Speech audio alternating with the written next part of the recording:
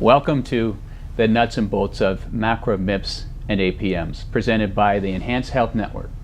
I am your lead presenter, Dr. Michael Hein, and for those of you that are unfamiliar with our organization, I am the President and CEO of Enhanced Health Network, which is a regional, clinically integrated network of locally owned healthcare providers across Nebraska, Iowa, and Missouri.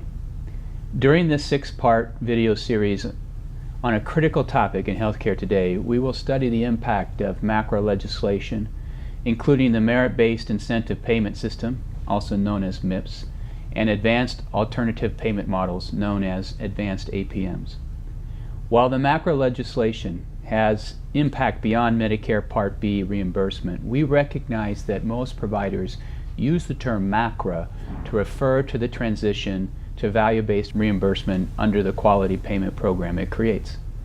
For this reason, our use of MACRA throughout this series refers to the changes in the quality payment program under which MIPS and advanced APMs are created.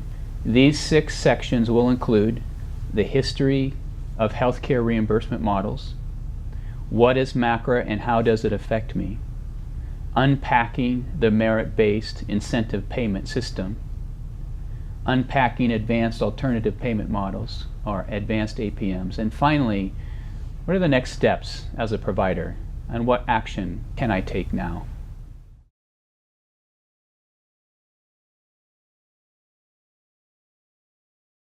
I want to thank my colleagues for participating in this panel discussion with me. Dr. Michael Romano, who is the Chief Medical Officer for the Nebraska Health Network, and Dr. John Findley, who's Chief Medical Officer for Beatrice Community Hospital in Beatrice, Nebraska. Gentlemen, thank you for participating in our table talk discussion. You bet. So I'd like to start off with this question. You know, in my experience, there's a few things that really capture our colleagues' attention. Anything that impacts their time, and one thing that I think about is wasting time in practice, asking us to do a lot of work that we don't think is directly related to clinical care, maybe. The second is don't mess with my schedule. So call usually is an issue that really that captures our attention, but changing your schedule and your workload, but also financing. You know, how are we going to distribute our income if you're in private practice, or what's our compensation model look like? So those 3 elements, and as I look at the MACRA legislation and MIPS and APMs, I see elements of all 3 of those, the impact on providers. So I think that probably this will capture the attention of our colleagues, but I'm interested to hear from you. You know, why should our physicians, but also several other clinicians, why should they be interested in this topic?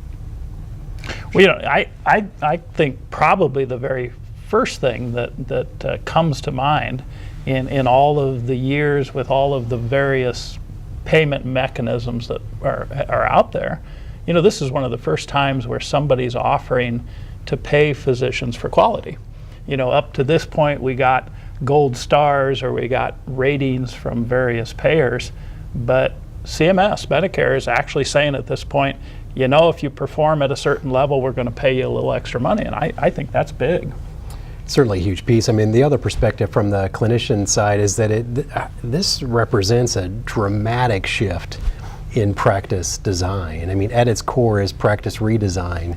Family medicine is my anchor career before becoming a chief medical officer, and I've always been intrigued by how many inefficiencies are built within the system. So I'm most intrigued by this new improvement activity category, which I'm sure we'll get to at some point. But it's going to move some cheese. It's going to make some things look different, and the way we're used to practicing will be fundamentally redesigned. I think that to me, that's really the core. Not only are we rewarded for the good quality work that we do. In my experience, you know, over 20 years has been, when you actually get down and look at charts and review the work that colleagues are doing, 99% of the time we're doing exceptionally good care. Yeah. And some of the things that happen is we don't get full credit for that in the mechanisms, the way that we measure.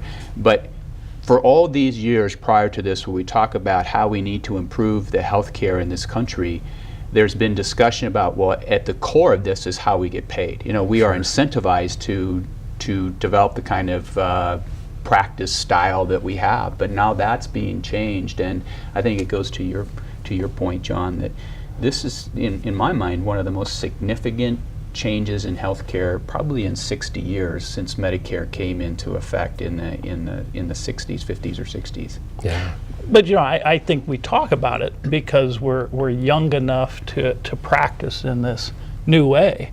But the reality is, if you look at where family medicine in particular came from, and the patient-centered nature of family medicine in its early days, we're going back to the future. It really is a step back. I think as you unravel what's coming down the pike, what we're really going to see is a return to practice in the Marcus Welby's era, where your patients and you're engaged with your patients and their families and their communities, and it's really kind of going back.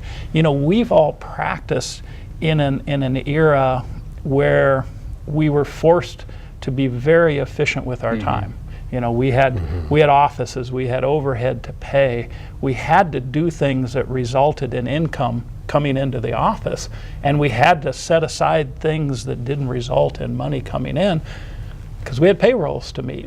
And so now we're going to have an opportunity to be paid for doing things that really engage us back with the patients. So getting away from the gerbil on the wheel. Very much so. I love what you say. I mean, that's one of the things that excites me about this, is that if the practices are transformed to align in the way that they're getting compensated, at least in my view, it would set me up in practice to actually deliver the care the way that I always wanted to deliver care. But because of the pressure to try to run 30 or 50 people through a face-to-face visit in order to meet the obligations of practice, we were unable to practice medicine that way. So I agree with you as a general internist that's the kind of general primary care that really I wish that we were compensated for historically. Yeah.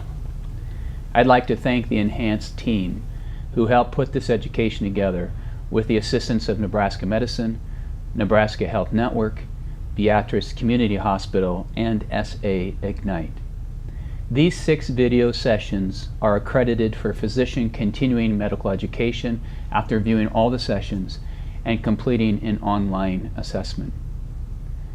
The video series will give you, as providers and practice managers, the essential details on MACRA, MIPS, and advanced APMs in order for you and your clinics to make the best possible strategic decisions, provided as a free educational tool through the Enhanced Health Network, as we support independent providers by assisting them in being prepared for a value-based payment world.